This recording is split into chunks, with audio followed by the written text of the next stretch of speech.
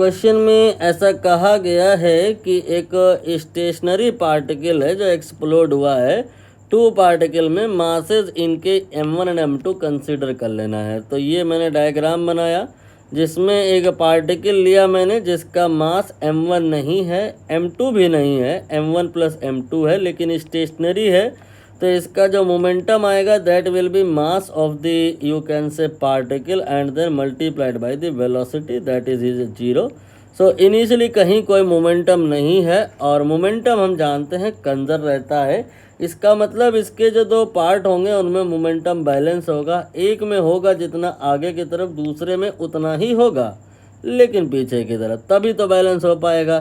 तो यहाँ पर ये m1 है और ये m2 है, m2 को मैंने आगे की तरफ भगा दिया अगर, तो m1 को आगे की तरफ नहीं भाग सकता है, इसे ना अब पीछे की तरफ भागना पड़ेगा। ये पीछे के गेट से भाग गया है।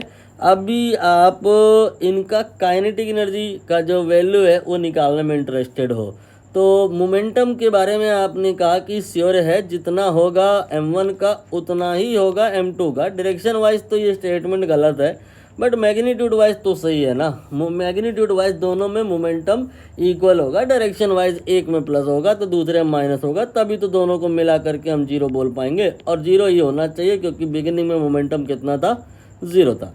अब यहाँ पे काइनेटिक एनर्जी और मोमेंटम के बीच में रिलेशन की रिक्वायरमेंट है, उसे मैंने लिख दिया है। आई होप आपको ये ज़रूर पता होगा। ये अगर नहीं पता है तो फिर आप ज़रूर इसे पता कर लें क्योंकि इसकी यूज से चीज़ें बड़ी आसान हो जाती हैं। ऐसा नहीं है कि इसके बिना सवाल हो नहीं सकते, लेकिन इसके बिना सवाल आसानी से हो जाते हैं।